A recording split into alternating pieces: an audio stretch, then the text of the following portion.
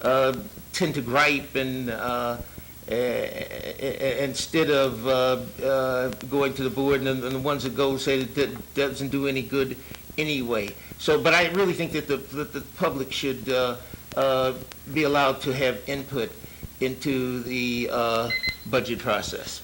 Thank you. Margaret. Oh, I meant to mention that I have a little basis talking about property tax in the sense that before I retired, I was a landowner with a group of people, and we were always trying to come up with the taxes. And right now, though I rent from my daughter who's paying taxes on a large property, and I'm very aware of property tax problems and how the taxes are high in this community. Thank you. There are a number of new projects in the works for the town of New Paltz, and one is a proposal for a mix of commercial and retail development by the thruway entrance, just east of the thruway entrance. I believe it's called Village Commons. Is this the sort of project that's consistent with your own vision for growth in New Paltz? It's hotels, hotel space, restaurants, commercial property. Is that sort of project consistent with your own vision for growth in New Paltz? And I believe we're starting, David, with you.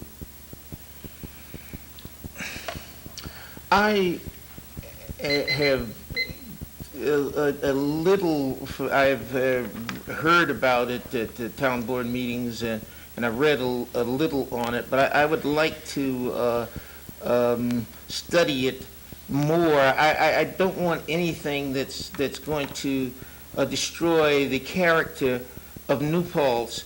By that I mean that's going to bring in too much density, or is going to be too high.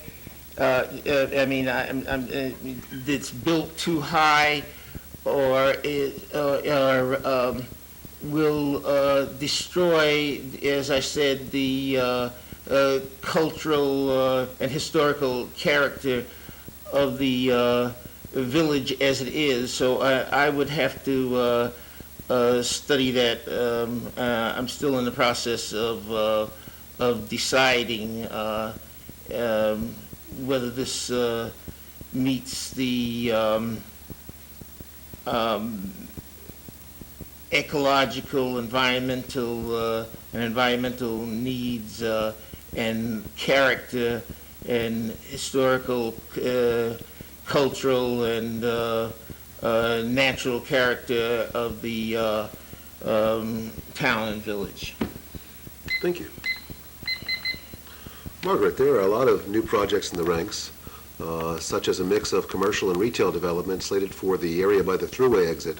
I believe it's called Village Commons. Is this sort of project consistent with your own vision for growth in New Paltz? I think we're talking about the Plusser property. Yeah. I thought it was called the Crossroads Development, but whatever. That's why I said I think it's called, and I'm sorry for That's all my right. imprecision. Well, I might know that because I've been the liaison from the Bicycle Pedestrian Committee to that, to the planning board for that project, although I've only been to one or two meetings on it. The general problem is that people don't want sprawl, and yet they don't want too much density. They don't want it to get too high, and they don't want it to spread out too much. And on the other hand, there's a lot of people in the world, and a lot of them want to move up here. And how much right do we have to say no? The only other option we would have would be to buy up the land, which would raise everybody's taxes. The owner of the property has a right to do a project on that property, a development, which would be much less desirable according to our current zoning laws. They've been pretty nice about working with the planning board, and the planning board has gone to try to improve our PUD law so that they could do something that wasn't quite the same as the zoning, but was better. And what's considered to be better by the planning board, I believe, is this more dense property, this more dense project. leaving half of the land, which is kind of a wetlands kind of a scene, leaving that open, a forever wild kind of place, and concentrating in the more buildable area.